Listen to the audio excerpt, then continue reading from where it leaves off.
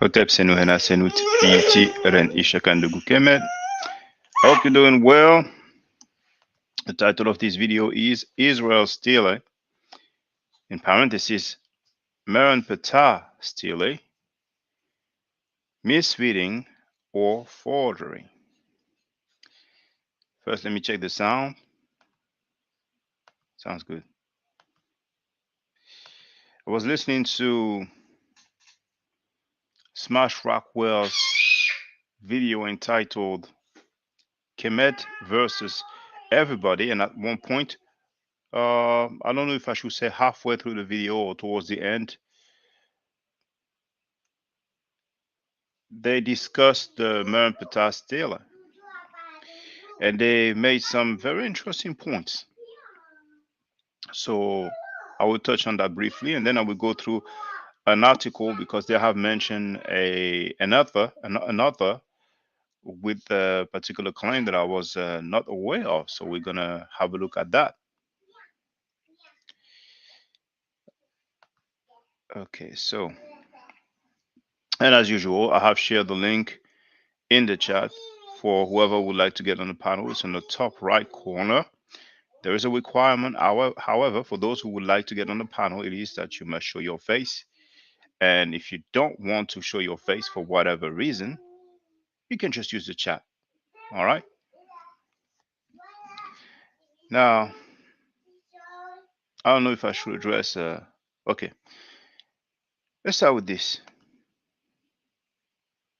Haha. I will have to go all the way like this. Now, first, oh, that's good enough like that. But it looks better like this, doesn't it? Yeah, it looks better like this. Now, first,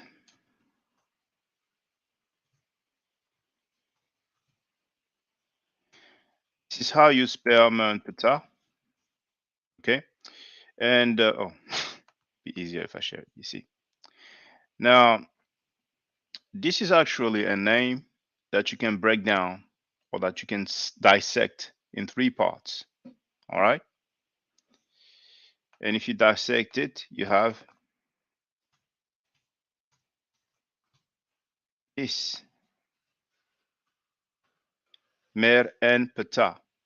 The Mer here is really an abbreviation of Meri, which means beloved, and can be translated as of, and Ptah. I'm sure you've heard that deity. So, greetings, brother Chris MVP Harris. I hope you're doing well. He wrote, "It's not Israel," and I concur. But I did put Israel Stella before Merneptah Stella in parentheses because it might attract more people. So I did that on purpose. If that's a sin, then I am guilty of it. And but I know, and I'm sure that this message that our brother Chris wrote is not a reproach towards me, but it's just to let the people know.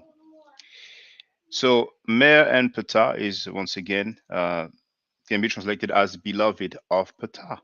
You see, this is a beautiful language, you know. So, and that's the Medunetier, of course, that the Greeks called hieroglyph. or hieroglyphic. And for those who don't know, I am giving, and I have been giving for a while now, for a good couple of years or more, some Merneptah lessons, some hieroglyphic lessons. If anyone is interested, then feel free to contact me. You do have my email address in the description of this video. And I would like people to have some understanding.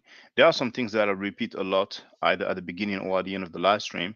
But you must bear in mind that whenever I'm live streaming, some people are not familiar with the channel. They see the live stream and they just happen to hop in. So I got to let them know. I don't want to miss any opportunity. Just like also, people can support me. You have the PayPal at the top, paypal.me/myadforever. You also have the Cash App, that's $ my forever, or people can use the super chat or super sticker. Okay, because I see that the lame and the pseudos get all the support in the world, but it is what it is. I'm not gonna cry about it. I'm just saying for whoever feels generous. Now, in the description of this video, just like most of my videos anyway, you do have a link to a video entitled Kemet and Ma'at before Judaism, Christianity, and Islam. And the screen capture that you have at the top is taken from. Wait, just 1 second. 1 second.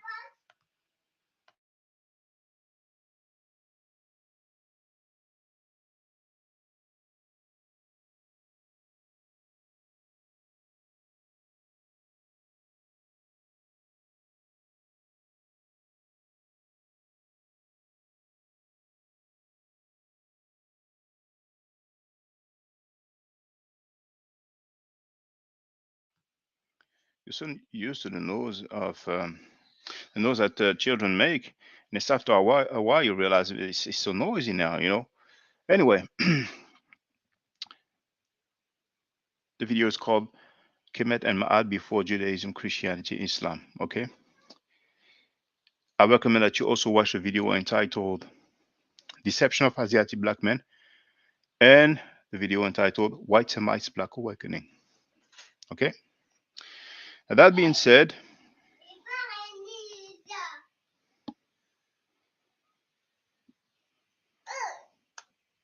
the part at the top is taken from the artifact of the Merneptah Stele. So this is an excerpt. We cannot really see too well, and that's why at the bottom there is the hieroglyphic transcript.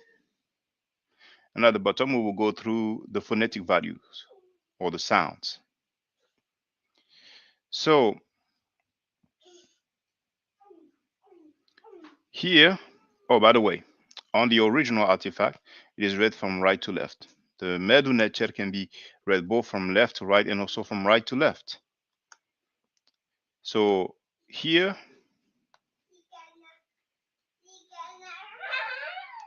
you have the first reed leaf, and here you have the second reed leaf. And that's what we have there. So one reed leaf, as we will see shortly, stands for um, the sound E, but it's transliterated with the I. However, when you have the double reed leaf, it's still the same sound E, but it's transliterated with a Y. So this glyph is the double reed leaf is considered like one glyph, or in other words, it has one reference, one Gardiner reference or classification number, if you will, which is M17A. Okay. Now here it doesn't show too well, but you have the bolt or the door lock or just lock period. Okay. And it is that one here. It has a phonetic value S, and at the bottom you have it there. The reference is 034. That's the Gardner reference once again. Oh, as a matter of fact, in the description of this video, you also have a link that says, I will tell you what it says exactly, because it says Merneptah. It's the link before last, and it will lead you to the glyphs according to Gardner's classification. So you can have an idea of what it represents, I mean, what the glyphs represent, and also what their phonetic values are. So the door lock or the bolt has the phonetic value S. Once again, many Egyptologists would tell you that in the Old Kingdom it stood for the sound Z, as you say in America, and Z, as you say in England. And over time, it evolved into the sound S. Then here, we have two lines. And that's what you see here. Two diagonal strokes. The Gardner reference is Z4 or Z4. And just like the double reed leaf, the transliteration is letter I. The sound is the E. E sound. That's the phonetic value. Right here, we have the glyph of the mouth.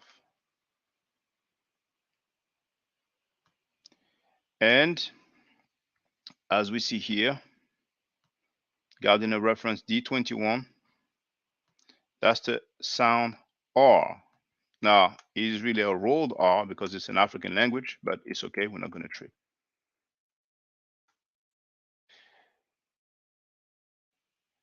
Now, I did not put the reference for this because it's just a single stroke that doesn't have any phonetic value. Same for this this one. It's a determinative that denotes like a, you know, something foreign, for lack of better words. Also, the seated man and seated woman. I mean, this is Gardner reference A1 for the man and B1 for the woman. Here they don't have any phonetic value. And then finally, we have the three strokes, which is one of the marks of the plural, the most common mark of the plural. The three strokes can appear differently as well, but that's not the topic today. I'm trying to keep this simple. So I don't know how come I went from the from the mouth to the city man and woman. I guess I'm being distracted with the singer that we have here. We'll soon maybe go on some American Idol or something like that. So I was at the two diagonal strokes, and then I did the mouth. Okay, I guess I looked at this mouth here, the second one, and then I went straight to this. So after, now on the original artifact, once again, we have the reed leaf. But this time it's a single reed leaf, not the double reed leaf. So the single reed leaf, like I told you, is reference, Gardner reference M17. And the transliteration is the letter I. Some Egyptologists will use the letter J, but the sound is the same. Whether it's transliterated with the I or J, the sound is E. The same sound as a double reed leaf. Okay?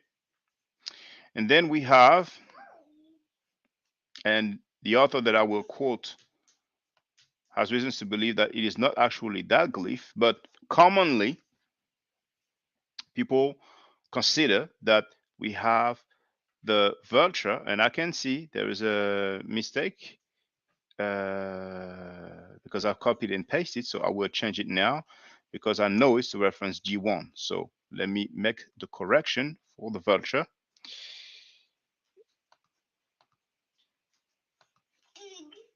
Oh, G1. I should have changed. Yes, it has changed. All right. Okay. looking on the video as well, it has changed. Great. Okay. So then we have this vulture. Some of you might be familiar with another vulture with the arch back, and it stands for the triliteral moot, but here it's just the G1 vulture. And this symbol here, it's a strange looking shape. It's really two eyes, but the two eyes make the Aleph. Many times you might just see a digit 3 because we don't have that symbol on our keyboard. But the Aleph has the sound A, as simple as that. Just like Aleph, the Phoenician Aleph, that will later give us the Greek Alpha. Okay? And finally, then we have the R once again. Now, one of the very interesting thing that Brother Smash Rockwell and Brother Osar MK have noted is that for a strange reason, probably because it's very convenient. Oh well, before I go to that, all of this, all of this, well, that was just a thumbnail that I've used for some bending over dudes. I'm not done with them. I'm not done with them. Started something, so like okay, I'm gonna deal with it. So all of these spells, Isiriar. If you want to be old-fashioned with the bolt or the lock, you can pronounce it Isiriar. See? See, yesterday my good brothers did not mention the diagonal stroke. I don't know if it was just a mistake or if they consider that it should not be pronounced, but we can always discuss about that. Those two brothers are very skilled with the Merneptah, and it's enjoyable to listen to brothers like that who know their stuff because it's a bit boring when you just have to spend your time refuting crazy claims, and we have a lot of that in the so-called conscious community. For example, the young brother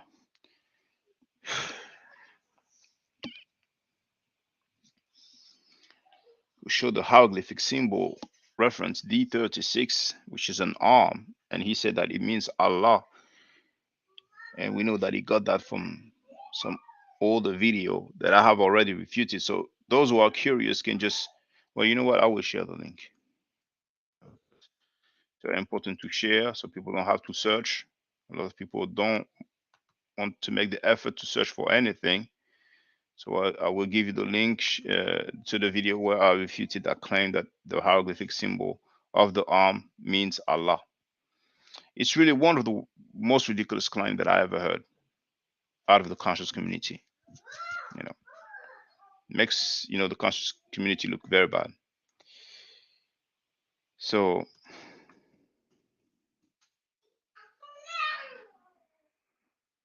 the title of the video, and I'll put it in the chat, is Allah is not in pre-dynastic Nubia temple of Ptah. So I'm going to the chat and I'm sharing the link.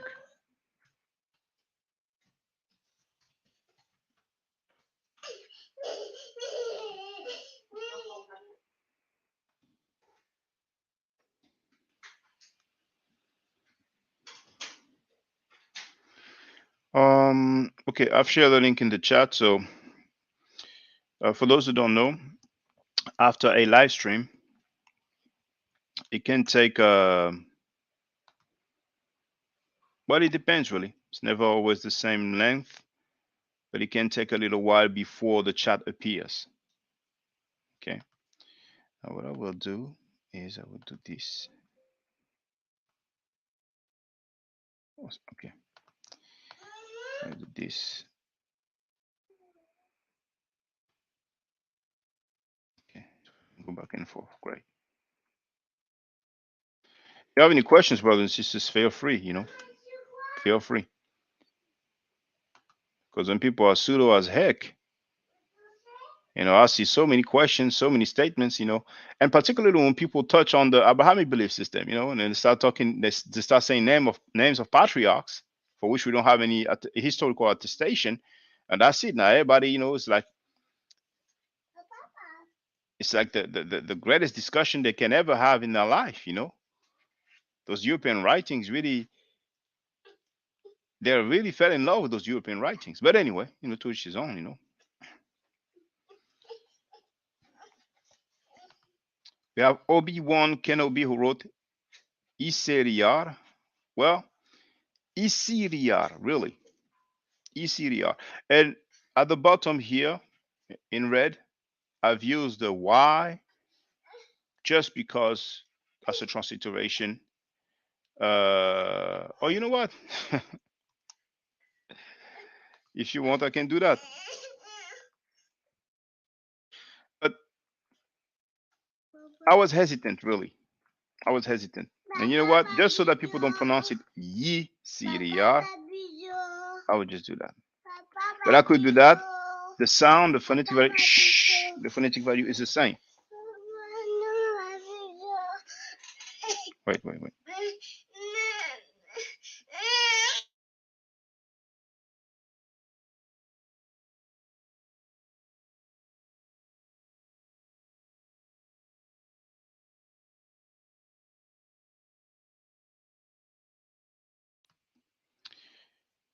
So it's the same sound, same phonetic value, ECDR, okay?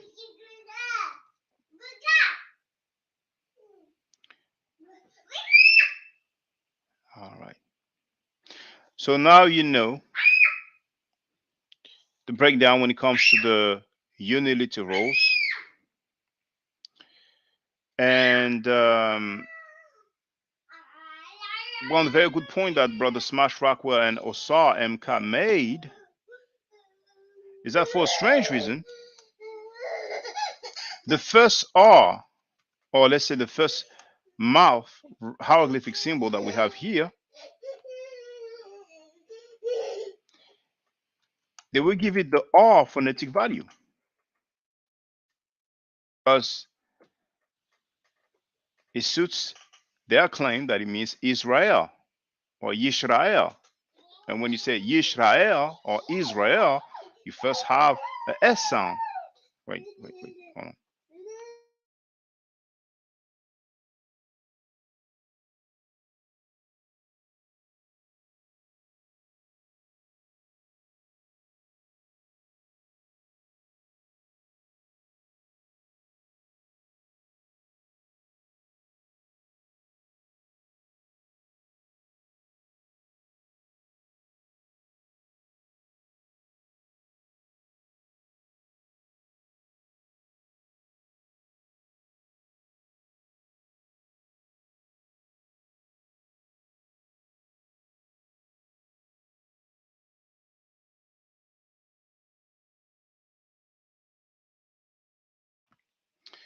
So indeed, the first mouth hieroglyphic symbol, they give it the S sound or S phonetic value. But then the second one, I don't know why, but this time they give it the L phonetic value. Well, I know why, because Israel, the first mouth, they would like to give it the S sound, and the second one, the L sound. For those who don't know, one second.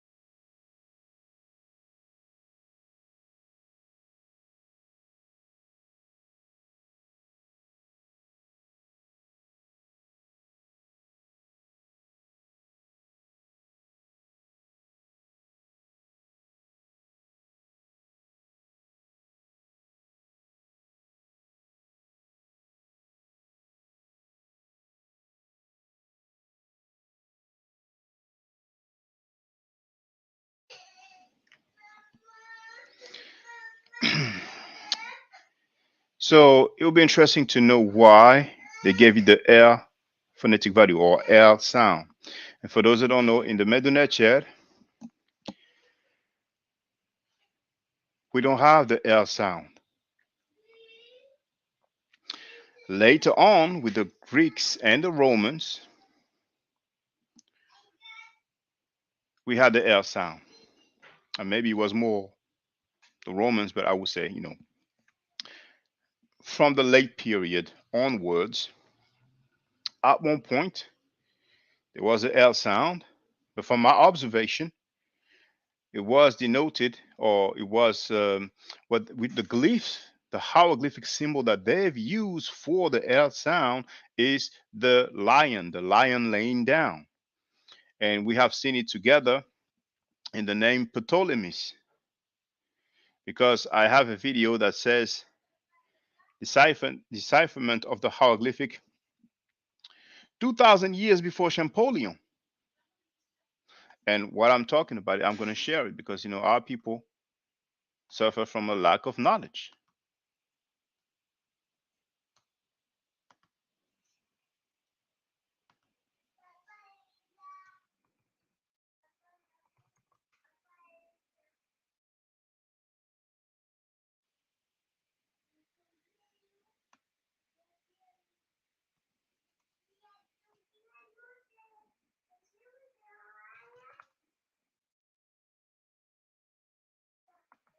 Actually, the full title is Decipherment of Hieroglyphs 2000 years before Champollion and Rosetta Stone.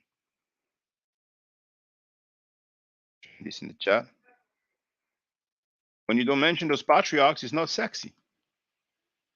It's not sexy. You know, anybody who wants to have a lot of views in the videos, just put some names of patriarchs. You'll be good to go. So there you have it in the chat. Okay. So it's a clickable link on the chat, in the chat. And I will confirm the name. Actually, here is Alexander, if I'm not mistaken. But then I have a longer video. Yes, it is Alexander. So, and you know what? Should I show you right now?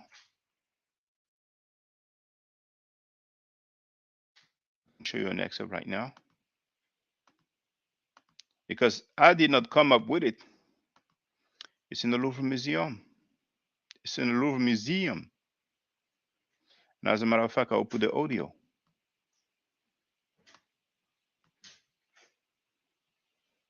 You know what? It's only 1 minute 40 seconds. So let's check it out together.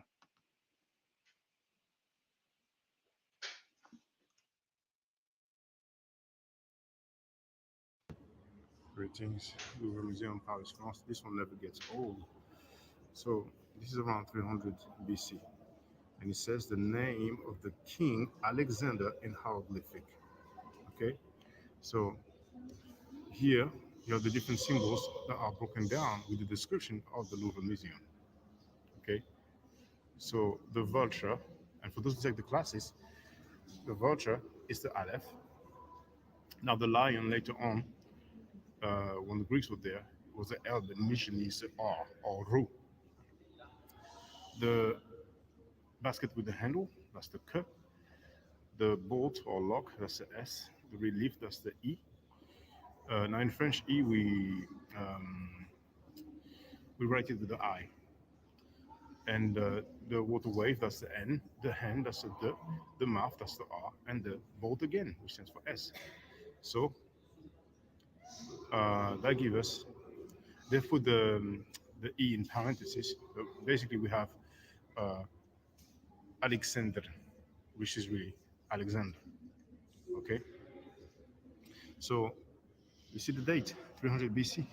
The Rosetta Stone was found in 1799, so basically 1800.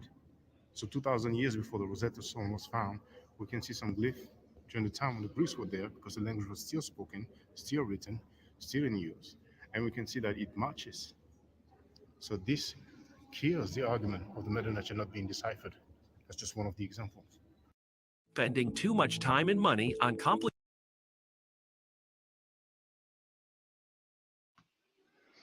See, sometimes simple things can do the job. Because all those who claim that the Medu Neter has not been deciphered, they need to explain how come the Greeks wrote the name Alexandres, and I forgot to pronounce the S at the end. If the Medu Neter was not deciphered, if people didn't know about it, how lucky can you be to put in all those glyphs, all those symbols, and then 2,000 years later, people discover that yes, it does match. And I was mentioning an older video, I'm sorry, a longer video, which is also longer, by the way, because I made it before. Um, and I remember the title now. It says proof of this decipherment. And back then I've made it with my mobile phone, and I still share some documents. And but I can show you actually, and I can show you. So I will put the link in the chat, and I will show you the name Ptolemies that we call Ptolemy in English.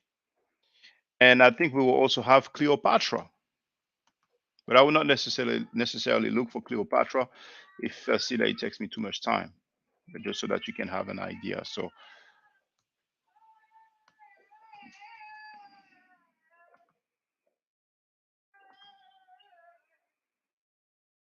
see, proof of the decipherment of the Medu Neter, and then you have the link. It's a clickable link once again in the chat.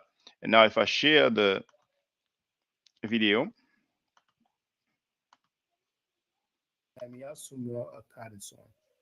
Margot Williams wrote Dua, you're welcome, sister. Yes, sister. Now, so another video in that I'm yellow about you to have the share cartouche is for the called. Chenu with the name Ptolemies. You Oh, see, my bad, my bad. The one I've just shared is called Deception and for the record, the lasso was the sound wa, the biliteral W aleph. And later on, as we can see, when the Greeks were there, they used that glyph for the sound O. You see? And after the lasso, well, first we have the stool, which is the per sound, P sound. Then the loaf of bread, which is the ter sound or T sound. So per te L, I'm sorry, per te O. And then we have the lion laying down. That's the L. Then we have the animal rib, the M, then the double relief that we have seen, the sound E, and finally the folded cloth, which is the sound S. So even though we have two biliterals, which is once again the lasso is wa, and the lion, which initially was ru, but obviously they used it for the L. All the other glyphs you can read them if you go on the charts that appears on my that part of my website, which shows the Gardener's hieroglyphic sign list. Why is it so? You see that? It's available for you. And I've told people if they want to learn the Medu Neter, that's one of the greatest things that they can do to study and to try to memorize those uniliterals or uniconsonants, maybe some people might call them that. But basically, all those glyphs stand for one sound. And once again, except the lasso and the lion, you can read all the other glyphs. So, to make the long story short, if you know those glyphs here, if you know their phonetic values, whether it's on books or on original artifacts in museums, you will be able to read some names and some words because some names and some words are written with uniliterals only. Then, of course, we have biliterals, we even have triliterals, but that's the best way to start. Okay? When I give classes, I start with this and I go through the sounds or the phonetic values. You see? All right. So, and I want to see if there is a, I want to see if there's Cleopatra, just for the record, so you might see it. No, not this one. Wrong vid. Hold on.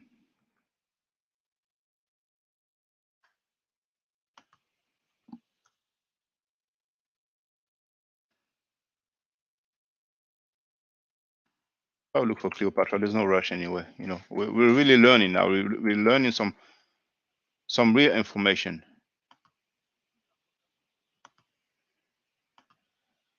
Oh, that's the advert. So I don't need the sound until I find Cleopatra, and I think it comes after. So I'm going down. Oh, I could have sworn I've shown Cleopatra.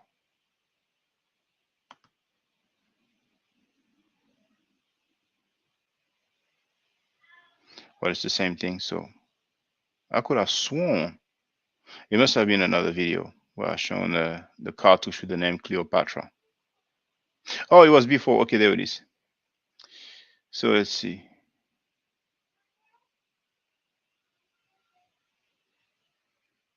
Oh, never mind. Never mind.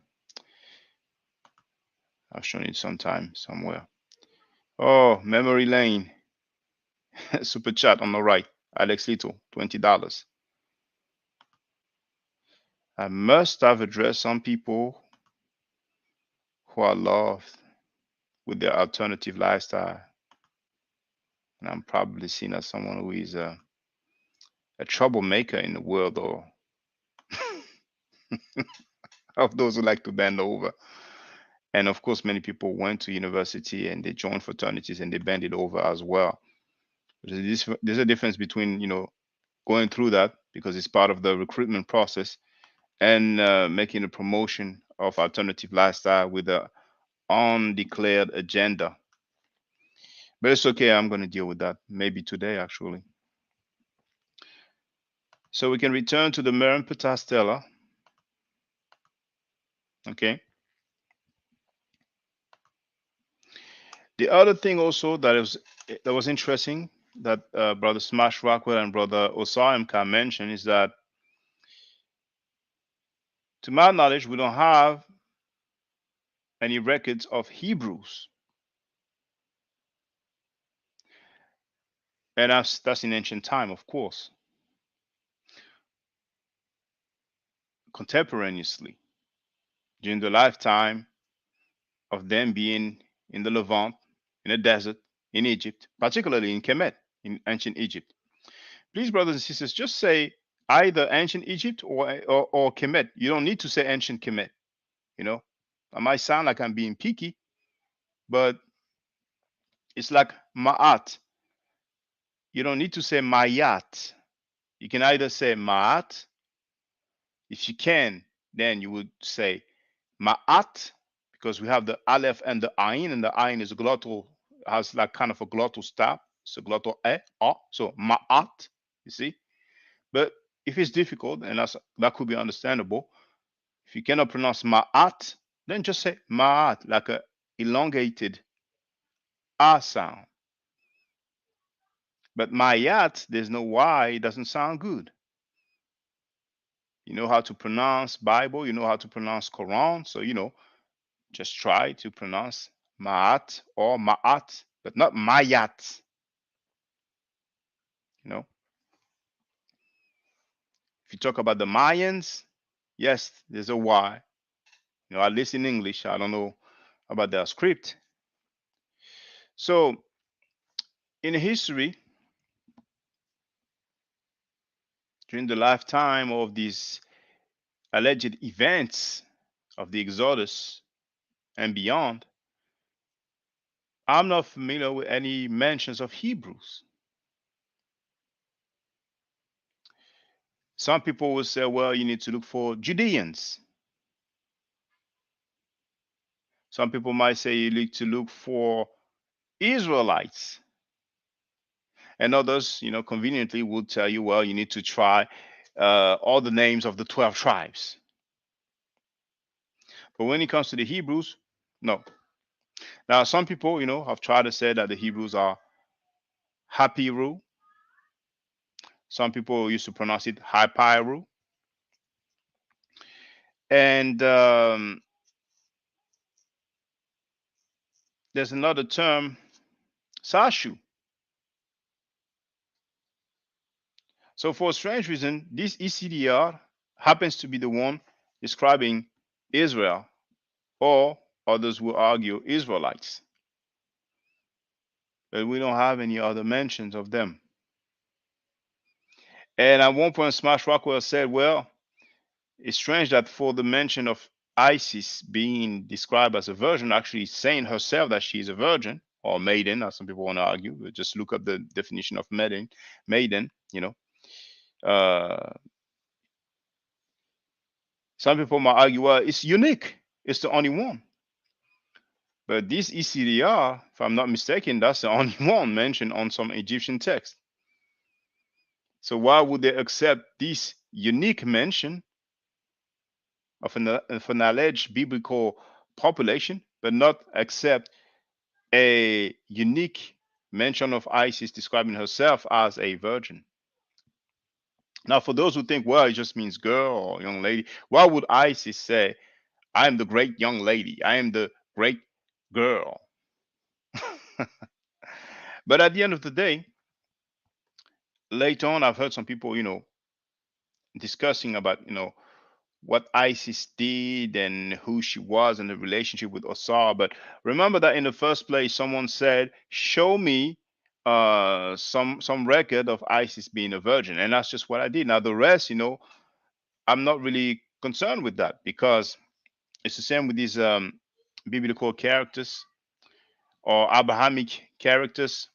Whenever I address them, I'm not dealing with their historicity, alleged historicity, and Isis or Aset, we're dealing with the Necheret. We're dealing with a goddess. You understand what I'm saying? So it's very difficult to put a time stamp on deities. But first, we went from there is no mention, there is no record of Isis being a virgin. Show it to me, and I will give you money.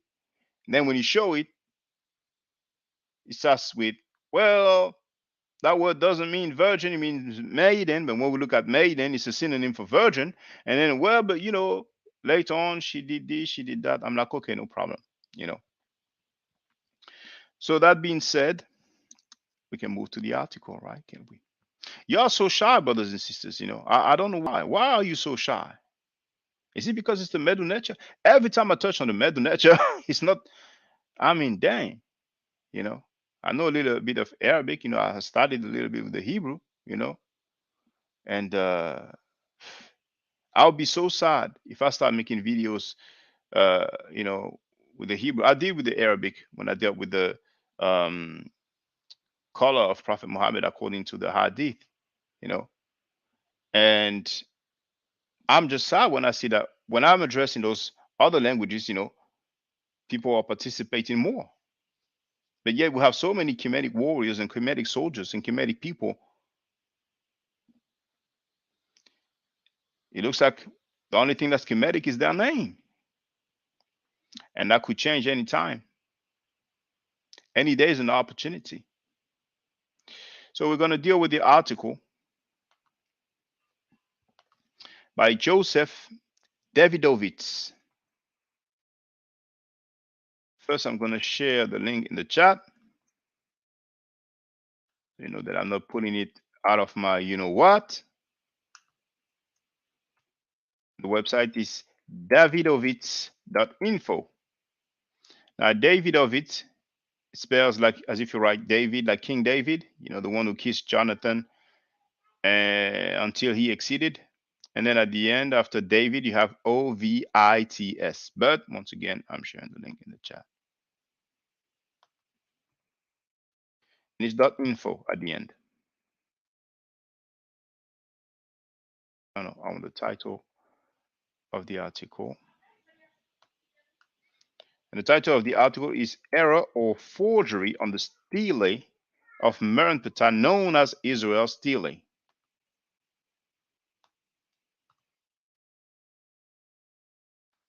Before I start reading the article, I want to show you his background. See, I've shared it.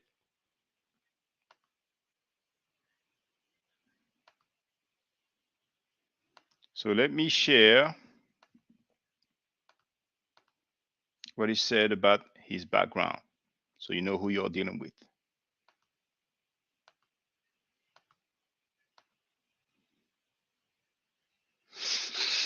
Joseph Davidovitz.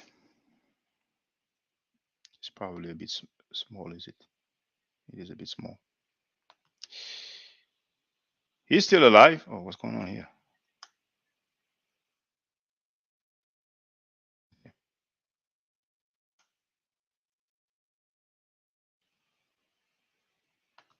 Okay, he is still alive. He was born on March 23rd, 1935. He's a he's French. He's a material scientist known for the invention of geopolymer chemistry. And he posited that the blocks of the Great Pyramid are not carved stone, but mostly a form of limestone, concrete, or man made stone. He holds the Ordre National du Mérite. That would be translated as um, National Order of Merit. And just so that you know, you have the medal here. It's like a high recognition um, given by the president of the French Republic. So when you have that, um, you have a good reputation, you know. And speaking on that, I'm going to show you. Well, okay. First, I will show you his background. It's in French, in the French version that they talk about his PhD, which is not in Egyptology. So here I go to the French. Now they're giving you some warning about, not being sure, verifying of the sources. But for the medal, the award, I will show you. Okay. So they're telling you that in 1958, Joseph Davidovich gained a diploma in engineering in chemistry from a school in Rennes, and he obtained his doctorate in science in 1960 in macromolecular chemistry from the University of Mayence in Germany. Okay, so I don't need that anymore, so I can share the French government website where he is listed with that distinction. Okay, so I'm going to share the link in the chat for those who are interested because you can look up his name. See, so first let me share the link in the chat. Um,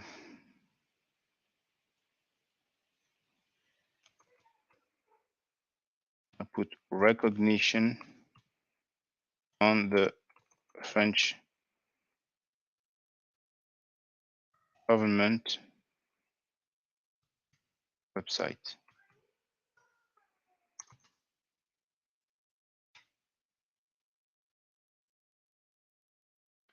So you see here, Mr. Davidovich Joseph, professor of universities, and he was 31 years. Sorry, no, he had 31 years of professional activities of civil services and military services. And if you go back to the top, okay, hold on.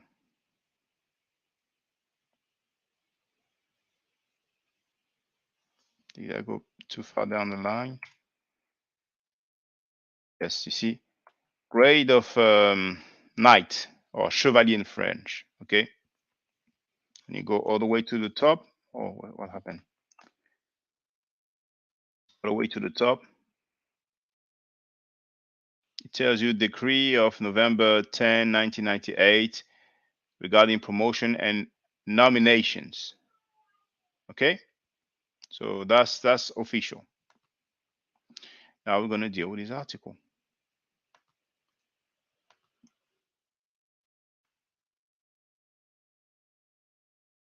We're going to read together.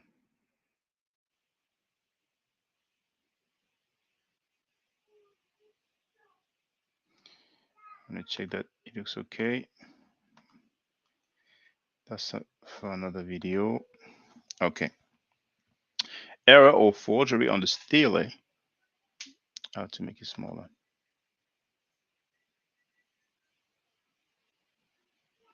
On the error of forgery on the stele of Merneptah, known as Israel's stele, and it was published on July 29, 2010. Damn, that was 12 years ago. 12 years ago. The objectives of this article are twofold. First of all, it presents one information omitted in chapter 11 of my last book in French language, De cette fresque naquit la Bible, The Lost Fresco and the Bible. It's not a literal translation of the title. They've put a different title in English, you know. But if I was to translate, it would not say the lost fresco in the Bible. Literally, it would say of this fresco or from this fresco, the Bible was born, or from this fresco was born the Bible. If that if that's accepted in terms of syntax, then it denounces an error, or more probably the forgery of an archaeological document of the greatest importance. And here is offering people to buy the ebook on this issue. The title is The Secrets of the Merneptah Stele. Just going to put a bit of lighting in here. 1 second.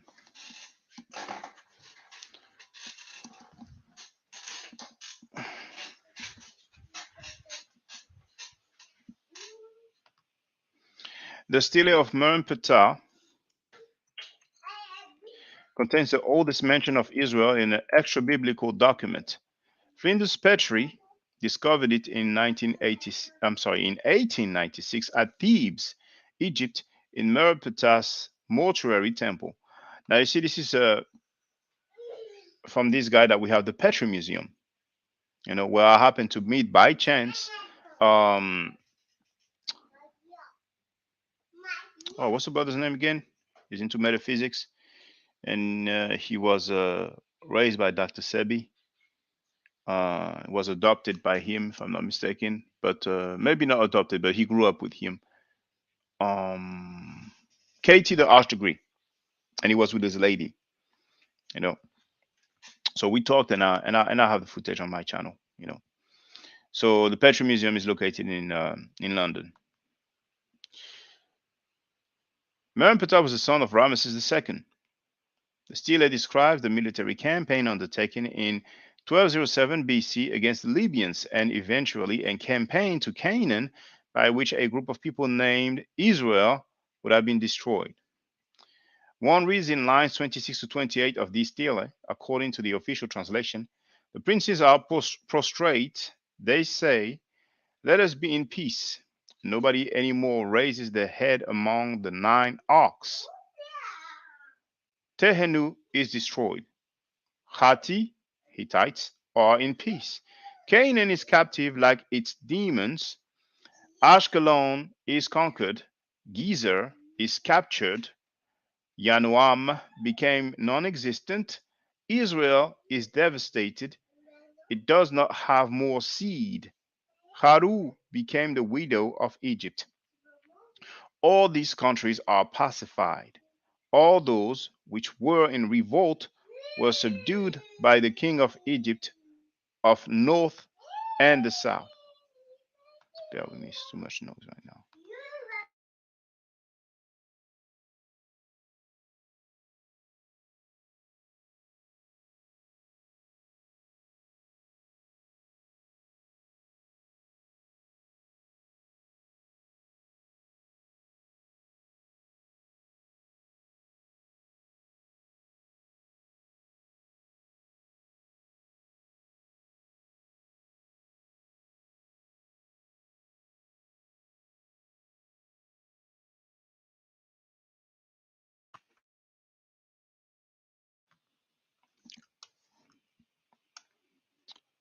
Let's continue the reading. Since its discovery in 1896, the biblical historians of any obedience have tried to demonstrate the validity of the destruction of Israel by the armies of Pharaoh. However, this interpretation is false, and the polemical discussions around it have no grounds. Line 27. The hieroglyphic reading of the word translated by Israel is Isir Iyar. How funny. It's the same spelling that I told you about. And in my book are largely extended on its meaning. I have demonstrated that Isiriyar is in fact an Egyptian sentence meaning those exiled because of their sin. And to me, that seems a bit unlikely, but you know, I'm not going to trip on that. Pharaoh Ramesses II and Merneptah used this sentence when talking about the exiled Akhenaten's follower forced to quit Egypt. The name of these people is Issyria, changed into Israel through the alteration of the letter R into L. I had, however, omitted a detail discussed in this present article. It relates to the sentence Yanoam became non existent, which directly precedes the mention Isiriyar. As I will show it here, this translation is entirely false because it results from the falsification of one hieroglyphic sign. To begin with, let us look at the transliteration of line 27 of the stele published in 1909, cf. P. Laco, Steles of the New Empire, General Catalogue of Egyptian Antiquities of the Museum of Cairo, 1909. Line 27 reading from left to right with the mention sick. We notice that in the sentence Yanoam became non existent, a group of hieroglyphs, the I, he's put Re, plus the virtual R is not translated but is marked sick. The transcription of the hieroglyph preserved, I'm sorry, the transcription of the hieroglyph represented by the bird virtue is thus doubtful, just like the sentence Yanoam became non existent. Consequently, the significance of the remainder of the line, in particular the part comprising Isiriyar, Israel, is also doubtful. The tracing with chalk, the engraving of the hieroglyphs on this stele is rather coarse. This explains why. Since its discovery by Flinders Petrie in 1896, one overtraced them with a chalk stick in order to highlight them and to facilitate their reading. You see the stick here? Chalk tracing on the hieroglyphs of the line containing sick. Photograph of the original reading from right to left. Click on the figure to enhance it. Slightly enhanced, and then I'll physically also enhance it. So here, but we'll have the outline of this shape. So I can go back. The drawing with chalk of the virtue R is precise. However, it carries the mention doubtful reading, sick. When I began the study of this theory and at the end of the 90s, I wondered why this vulture transcription posed problem and was not translated. I did not find any answer in the literature, although there are nearly 200 articles published on the Israel stele. During our last visit to the Cairo Museum, I asked my son Ralph to photograph this particular part of the stele under the best possible conditions by accentuating any contrast in order to visualize the true engraving of this hieroglyphic sikh. Error or forgery. In the photograph below, one compares the letter R, the vulture, in the upper line 26 marked A with the same letter in line 27 sikh marked B. So here you have them. So we have A, the vulture, and B, allegedly the vulture as well. Let's continue. Tracing with chalk of the hieroglyph A in the upper line 26 and the one in line 27 containing sikh photograph of the original reading from right to left. We notice that the letter marked A, or yes, A, the white chalk drawing follows perfectly the engraving of the hieroglyph, the virtue. On the contrary, for the letter sikh marked B, the chalk drawing of the neck and the head of the virtue continues outside of the carving. Thus, the engraving does not correspond to the letter R. It is a forgery. Now let us look closer to the engraving of the letter marked B, Sikh, and highlight in red the contour of the engraving of this letter Sikh. So here you have the Gardner reference G1 vulture, which stands for the sound A.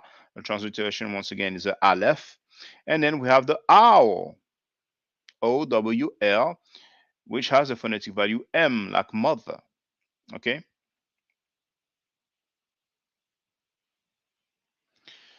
The red contour of the engraving of the hieroglyph suggests that of an owl, i.e., the letter M and not the letter R. We can now propose a reading of the missing word that was not translated until now. We read Rem M and we translate into tears. New reading and its consequences. The hieroglyphs group M, Tem, Un, or Wun, as some people will pronounce in America, may be separated in two parts due to the presence of the papyrus roller preceding the rabbit, Un, or Wun. The sentence Yanoam became non-existent is changed into Yanam Rem Em Tem Wun Isiriar people. And the new translation suggests Yanoam tears are finished. Existing is Isiriar the people. So here that's the author who has some translation along with the hieroglyphic transcript. Okay. New translation of line 27 of the Merneptah Stele with highlighted punctuation rectangles. The falsification of the letter M, R, into the letter R, virtue was probably the fact of the discoverer of the stele, Flinders Petrie, in 1896. From the beginning, he and his colleagues traced the hieroglyph with chalk in this way because in their mind, Pharaoh Merneptah must have attacked and destroyed Canaan nations in his chase of the people of Exodus, Israel. In the edited line 27, the people of Syria, Israel, are not devastated. On the contrary, they exist. This new translation is in agreement with the teaching of Egyptology. One knows that the armies of Merneptah neither attacked nor crushed the nations and people of Canaan, since their action was limited to Libya in the northwest of Egypt. Merneptah quite simply makes the report of the general situation of Egypt and its neighbors, Canaan included. Before I continue, it's funny because the author writes that this new translation is in agreement with the teaching of Egyptology, but the author suggests that okay, he will talk about some biblical characters and so on, but in Egyptology, I'm not aware of any biblical character whatsoever being attested historically. But anyway, I'll continue. The mention in line 27, according to which Israel does not have any more seeds, cereals, thus resulted from the falsification of the text. It relates rather to the people mentioned in the next sentence, namely Haru, i.e., the Hittites. This interpretation is proven by archaeology. It is known that Merneptah dispatched cereals from Egypt to the starving Hittites, Kati and Karu, victim of a famine. Now, I was talking to some people, I was talking with someone not long ago, and it was alleging that people in Kemet used to starve. Now, I mentioned from, because of my background, you will not necessarily see the book, but this book here by Dr. Richard Parkinson, and it's called The Pocket Guide to Ancient Egyptian Hieroglyphs, How to Read and Write Ancient Egyptian. You have this text that talks about someone who did not turn up to work because he had a hangover, and even gives the name of the other person that he was drinking with. So that's page 79. A large flake of limestone from Ken Herkep's Ken Herkepchef's village with a list of absences from work. A list of people who did not make it to work. Okay. And on page 79, actually, I'm going to start on page 78. We even have a picture of the village, the workers. So one of these notes is a list of who was off work from the work gang in the year 40 of Ramesses II, 1250 BC. We know that one man called Penub was off one day because his mother was ill, while another called Penduau, we can hear Dua, was off because he was drinking with Khonsu. And Khonsu is spelled Khonsu, the same spelling as a brother from Timosaurus. So we have name dates and places most of the time when it comes to Kemet. So he was off because he was drinking with Khonsu. Their names are written from right to left in a column down the right with the dates they were off work. Their excuses are written above in red ink. Red ink is often used to highlight certain words. The papyrus tells how these workers went on strike because they had not received their wages on time. See? Now, I don't know if this is about Reg Mire or Reg Mira, but to those who still think that some people were forced to work, there was forced labor, and those people forcibly worked to build the pyramid, and actually not just forced labor, but slaves, enslaved Israelites, or enslaved Hebrews, or enslaved Canaanites, or enslaved whatever title you want to give them. When you are enslaved, you don't go on strike. If there's any mention of a strike in the transatlantic slave trade and sub-Saharan slave trade, please let me know. In the I might have said the same thing twice. In the transatlantic and sub-Saharan slave trade, if there's any mention of a strike, then let me know. We have a mention of a slave rebellion during the time period of the sub-Saharan slave trade. You know, the Zanj, Z or ZANJ, and with the transatlantic slave trade, there's plenty of rebellions, but not strike, not strike. You know, so we have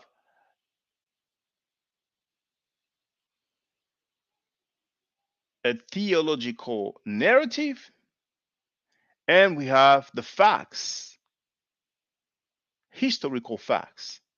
There's a huge difference. And you have all those people dissing Kemet, disrespecting Kemet, disrespecting Kemetic people because they fell in love with the European slash Greek teachings or writings. Some of the most famous letters to survive from ancient Egypt were written in the reign of Senusret the first around 1910 BC by a priest called Hekanacht. He lived in the north of Egypt but worked as a funerary priest. Is he going to talk about some people being off work? Okay, well, I can leave it there because he's not going to talk about people off work, so that's okay. He's talking about a family quarrel. And it's actually now, that letter is now in the Metropolitan Museum in New York. Oh, you know what's funny? You know, I'm going to read because you will have a very famous, worldwide known author that was inspired by this story. So, I repeat, some of the most famous letters to survive from ancient Egypt were written in the reign of Senusret the first around 1910 BC by a priest called Hekarnach. He lived in the north of Egypt but worked as a funerary priest at the tomb of the vizier Ipi at Der Erbarhi near Thebes. Sitting in a small nearby tomb, he wrote a sequence of letters. He had all the letters ready to give to a messenger to take north when, it seems, some people arrived to buy someone in the tomb. I'm sorry, to bury someone in the tomb.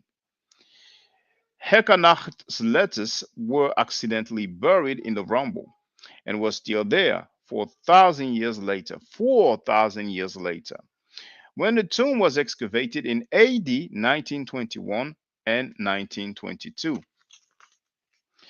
The letters are now in the Metropolitan Museum, New York. They are mostly about paying rent, but they also mention a family quarrel between Hekanach's new wife and his family.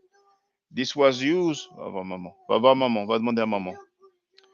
This was used by the famous crime writer Agatha Christie for her murder mystery, Death Comes at the End.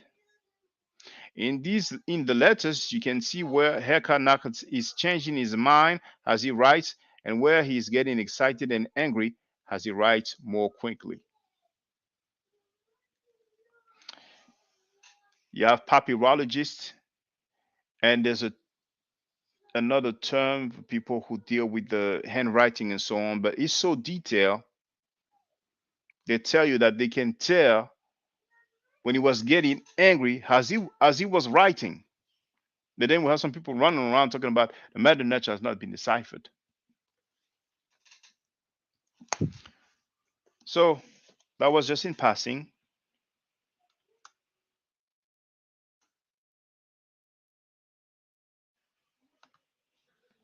Nevertheless, this chalk trace was maintained on the Merneptah Stele until today. To my knowledge, no Egyptologist nor biblical historian ever called into question the reading, rather the non-reading, of this forged hieroglyph. Once again, for any further information, see my new ebook on this issue, The Secrets of the Merneptah Israel Stealing.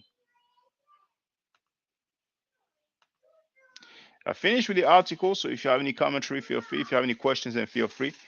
I think it's very interesting. And I'm not surprised that people will not want to touch on an issue that is considered to be established. But sometimes you come up across some new information, just like yesterday when I read um, an article from the newspaper The Guardian, which I think is safe to say is reliable, and they talked about Howard Carter stealing from the treasure of Tutankhamun. And they talk about the letter by Gardiner. You know, all those names that we hear so many times,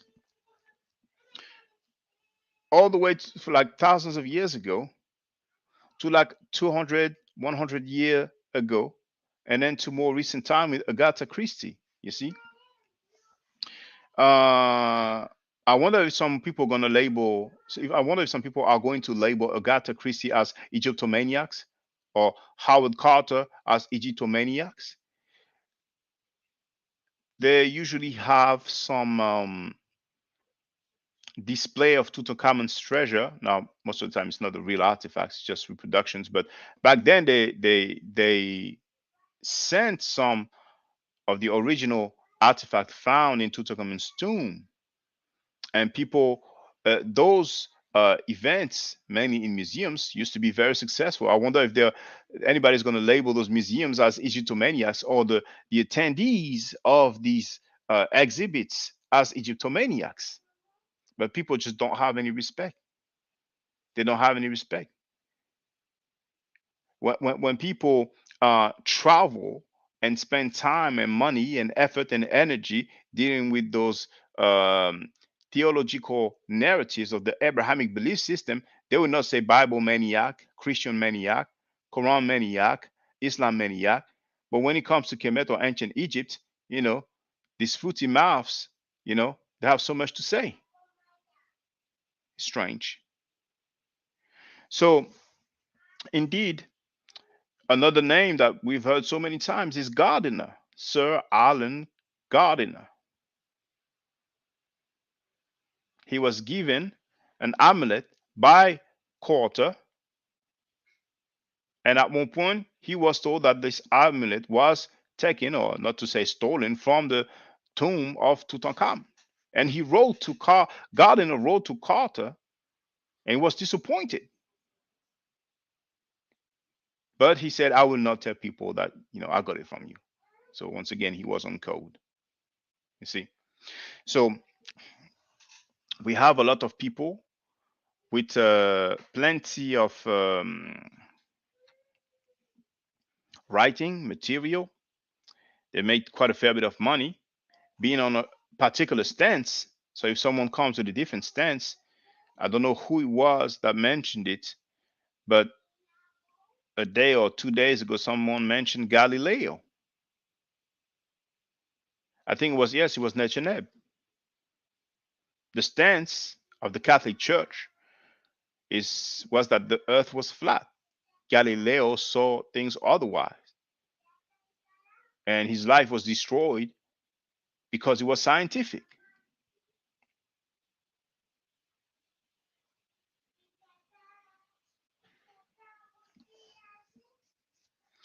So it's unlikely that all those people who made a lot of money and managed to have some political and spiritual religious influence over so many people in the world, it's unlikely that they will go back on that established stance.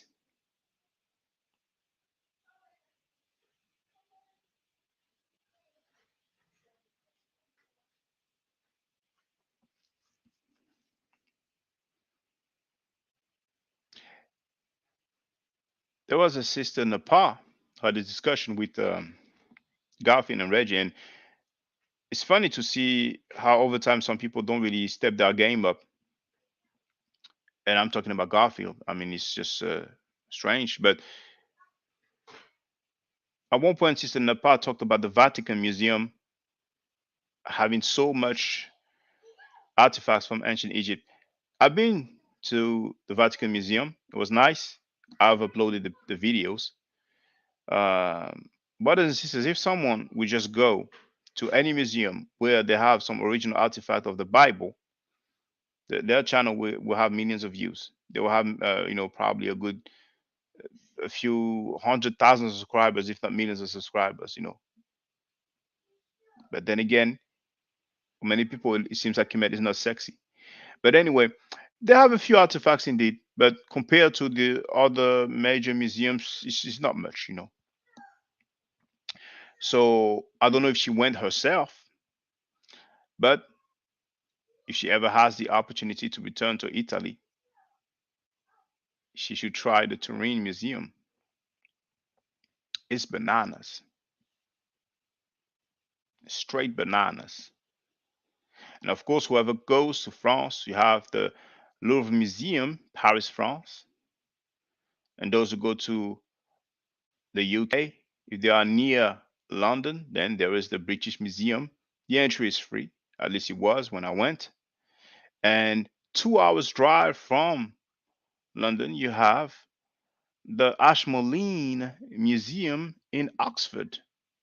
So you can do the two in the same day. You can even do three museums in the same day if you also go to the Petri Museum. But I would advise you to go to the Ashmolean Museum after the British Museum because the Petri Museum, they don't have that much. But it's interesting still. C4 Dube wrote lies spread faster than the truth. Yes, it's true. It's correct because you don't need to document the lies. You don't need to prove the lies, just need to make allegations. Or you can use fabrications, but the truth is something different. But here we are. Here we are with people dissing Kemetic individuals, this in the Kemetic way of life. And I have actually uploaded for the record because I have uploaded this for the record. See, the title of the video says the African builders of pyramids were crazy? Question mark. Because that's a statement made from someone who is allegedly or used to be Kemetic. Have you ever heard a Jew or Hebrew Israelite saying that the Israelites, Israeli kings or Hebrew kings were crazy? Have you ever heard a Muslim say that the Muslim rulers or caliphs used to be crazy? Have you ever heard any Christians say that those Christian kings were crazy? Well, here we are. Here we have a Kemetic person or alleged so-called Kemet-ish person stating comfortably that the builders of the pyramids were crazy. The kings were crazy in Kemet. So you have a picture in the background of that monument, along with the other three, that has fascinated the world for ages before we were born, during our lifetime, and it will surely continue to fascinate the world long after we are gone.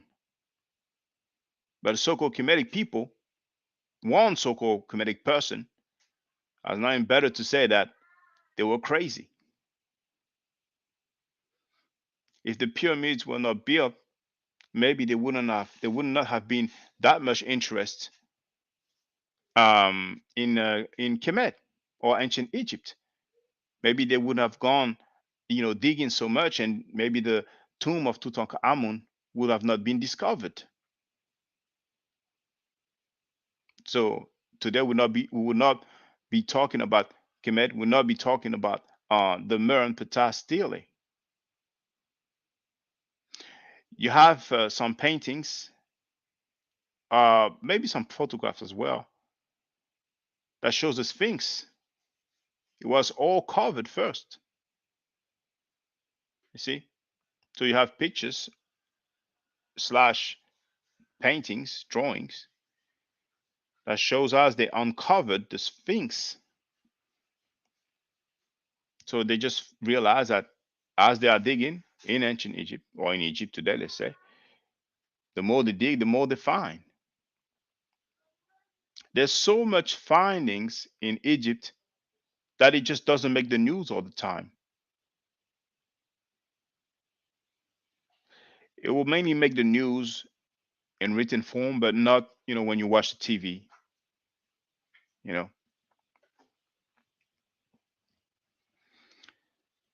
So thank you for being there. I think I'm gonna do the part two of the academics butt spanking. Will allow me to have my mind clear, because there's a few stuff that I want to address and share, because this is serious, and there's some more to come.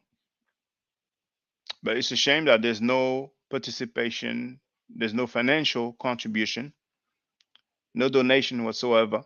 But the people who teach you that Africans are living a jungle life, Africans are not civilized, your physical appearance is the essence of ugliness, that black means death, they get the support, they get the donation and all of that. But not gonna continue. I'm gonna be labeled a hater, or people are gonna say that I am, what do they call it, pocket watching other people. If people want to donate to individuals that disrespect black people and Africans, it's on them. It's just funny when it's black people doing it, particularly black people who claim to be down for the cause, for the struggle, people who claim to be African centered or Afrocentric or and Pan Africans. In the first place, it should not make sense, but maybe there's some insanity or disease within the conscious community. The future generation will have their say, because now the good thing is that things are documented. So for those who have time, stay tuned. In a few minutes, I will do another live stream with a different topic. In the meantime, stay safe, stay healthy, and if I'm allowed to by the nature, I will definitely holler back at you. Hotel. Now, for the record, for those who don't know, I'm giving middle nature classes. And here, that's the flyer. Okay? So, those who are interested, feel free to holler at me. If you're not interested, it's cool. But I recommend that everybody who has not yet seen the video Kemet and Ma'at before Judaism, Christianity, and Islam, then watch it. It has about 300,000 views and really deserves to have a lot more. I just want to let everyone know who's listening now and who's going to listen to this stream in the future. I just had my first meta nature class by Brother Shaka today, and I've had other meta-nature lessons by other teachers, and I can tell you right now, the brother is the best in the game. He is, that was one of the best classes I've ever had, ever. So if you're interested in learning the meta-nature, if you're interested in getting the basics of it, Brother Shaka is an awesome teacher. Get with him, and it's extremely affordable. This brother is giving us his time and his skills, and he's basically giving it away. I mean, I just consider it a donation. You know what I'm saying? So if anybody's interested in learning the meta-nature, get with this brother right here. He's an awesome, awesome, awesome teacher. And I'll end with that. Hotep Senu, Hena Senut. This is Julie, also known as Servant of Yah, and I'm currently taking the meta-nature classes with Brother Shaka, and it has been an amazing experience. Only 2 lessons so far, and I feel like I've been taking the classes for months, just with the how in depth he goes into the vocabulary words, the construction of the language, the grammar. It's been immeasurable, the experience. And one thing that comes across, hands down, is his extreme passion for teaching this to anyone who is willing to learn and has an interest in learning. So I highly suggest, if you are interested, even a minimal interest, that you subscribe to the classes with Brother Shaka.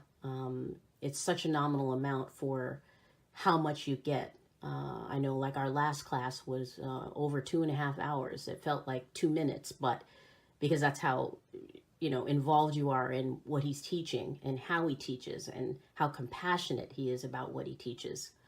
Also with sharing materials free of charge, no question, no doubt. It's just what he does. He doesn't have to, but he does. And so I just wanted to give a short testimonial about the class and the effectiveness of the class, and all of that is attested to how studied Brother Shaka is. So I highly recommend anyone with a minimal interest that you do sign up for the meta-nature class. Hotep. Don't forget to subscribe to my channel, which is Ma'at Forever. Don't forget to watch the video entitled Kemet and Ma'at. Don't forget to share Kemet and Ma'at on my channel on Twitter, Facebook, Instagram, WhatsApp, or other social media that you use. Email, text messages, you name it. Those who wish to donate can do so on paypal.me/ma'atforever.